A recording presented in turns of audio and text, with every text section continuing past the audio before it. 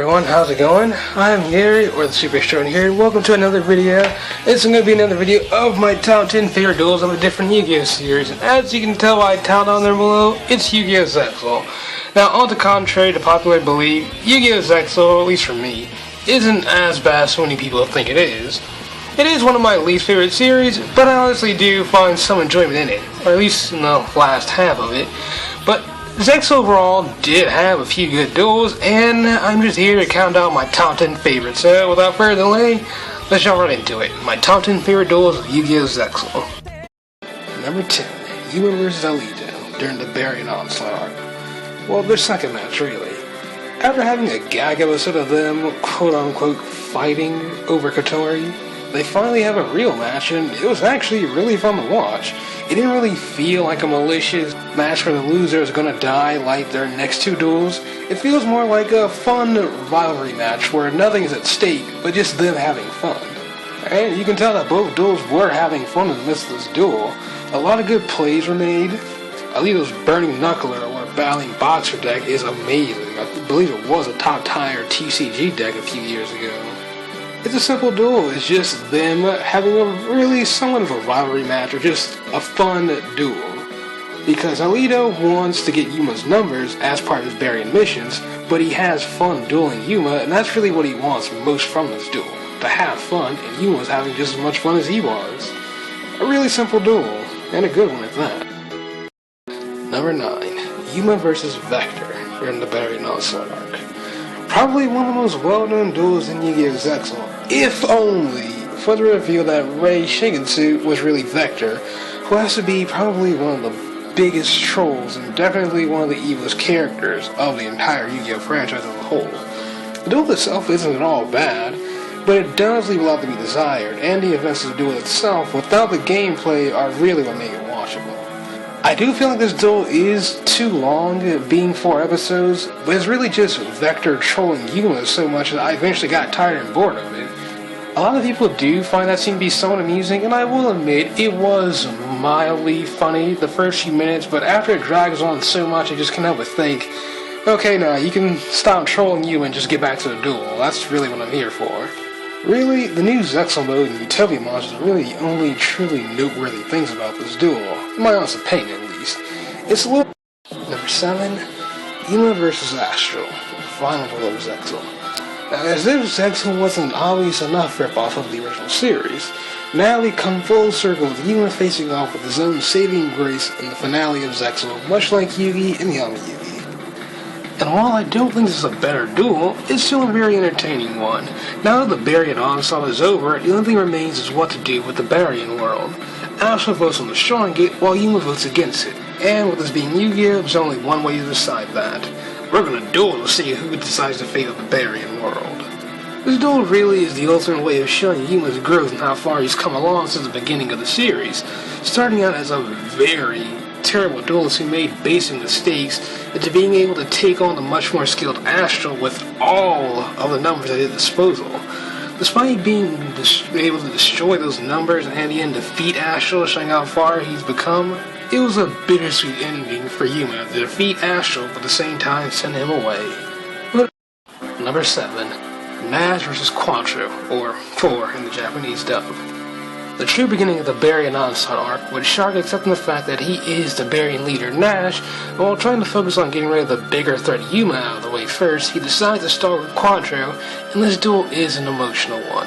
Quattro isn't trying to defeat Nasch, the leader of the Barian Onslaught, and try to stop it, but rather trying to help his friend Shark to convince him to drop the Barian gimmick and go back to being Ryoga Kimisharama. Meanwhile, Nasch knows he's fighting a friend, but decides to throw that away to become a quote-unquote true Barian. And after defeating Quattro, you see that he clearly isn't happy with what he's just done, but accepts it as something that had to be done.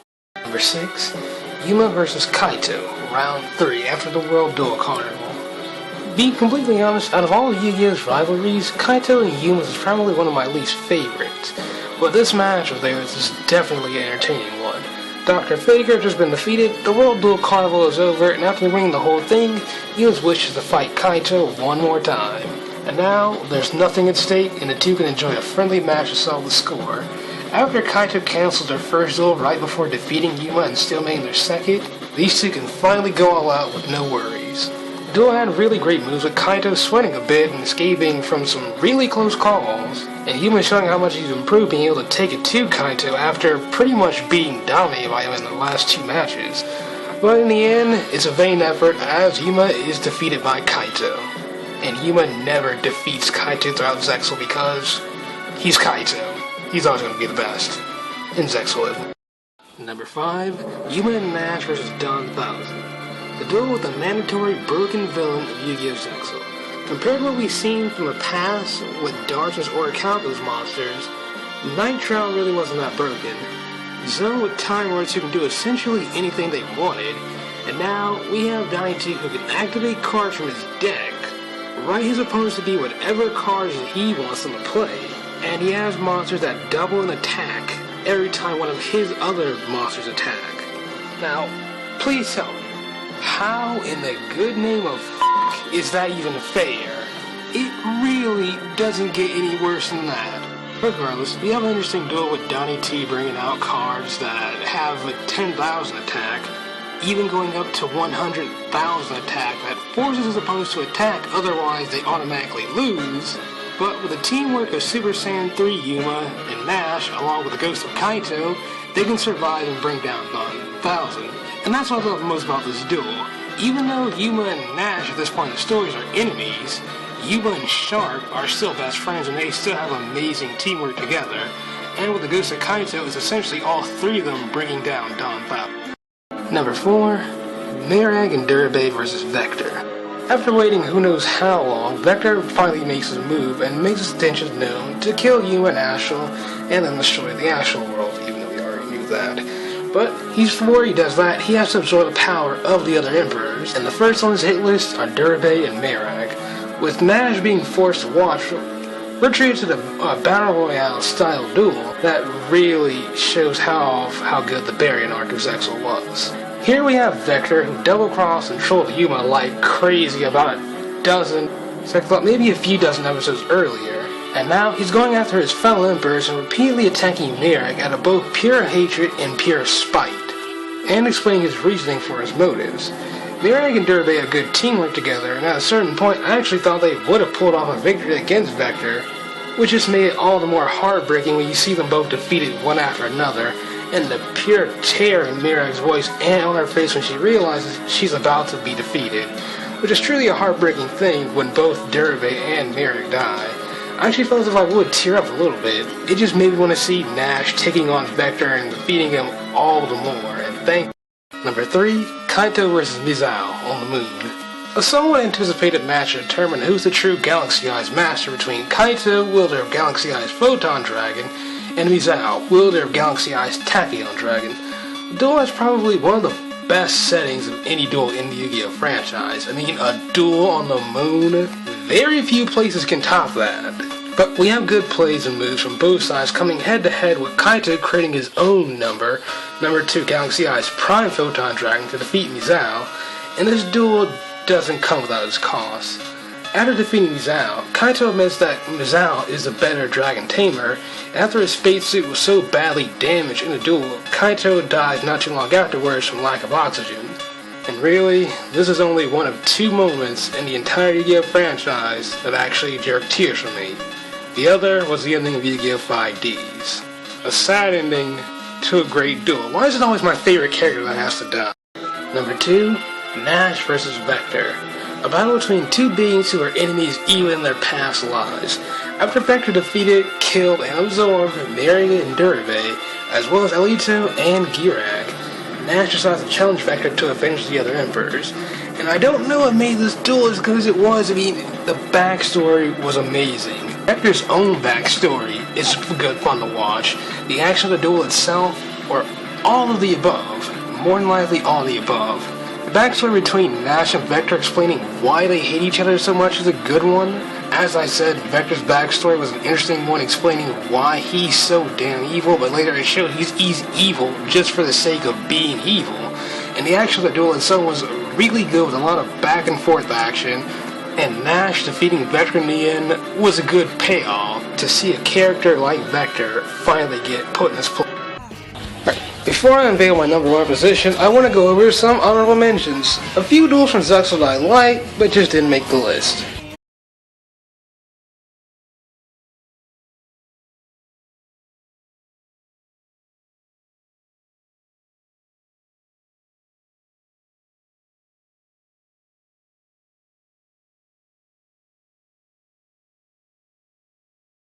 Number 1, Yuma vs. Nasch, the second to last duel of Yugioh Zexal that will determine the fate of the Barian, astral, and human world. With the defeat of Dawn 1000, Nasch has just inherited his power and seeks to finish the mission he has in store since the realization of being a Barian, and that's protecting the Barian world by any means necessary.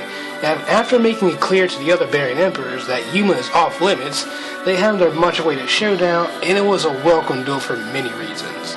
Yuma and Shark have had a rivalry established all the way back into the first episode of Zexal, and while they have had plenty of matches since then, and before their final bout, over time Shark became more of the right-hand man of sorts to Yuma rather than his rival, while Kaito took up the mantle of being Yuma's rival.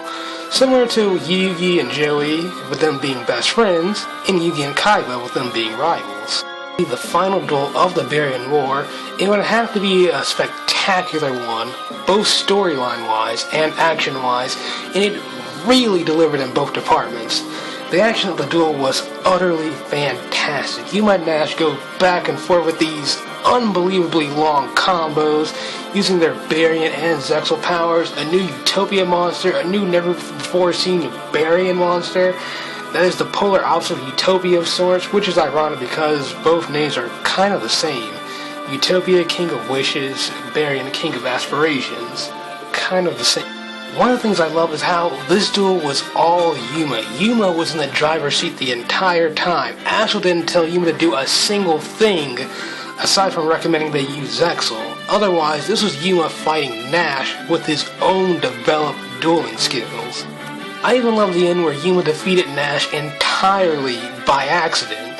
The story of this duel was a true selling point, with Nasch being the only Barian Emperor left at this point, and he isn't fighting Yuma to settle things once and for all, or to kill him or any type of malicious or selfish reason like that, but rather to carry on the hopes and dreams of the other Barian Emperors, and Yuma is in the way of that.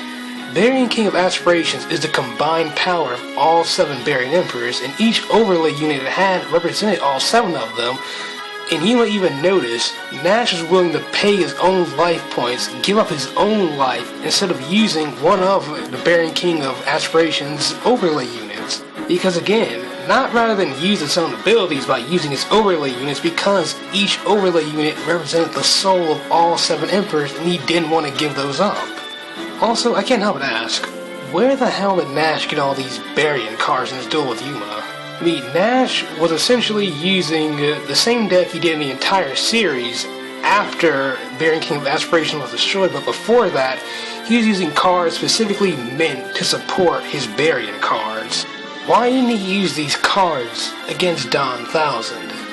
But the ending of the duel was excellent, with Nasch essentially killing himself after taking in Yuma's speech of their bond and acknowledged Yuma is his best friend before dying. This was a truly amazing duel that was a fitting end to one of the best Yugioh arcs we've gotten so far. Truth be told, Yuma vs. Nasch is one of my favorite duels of the entire Yugioh series in general.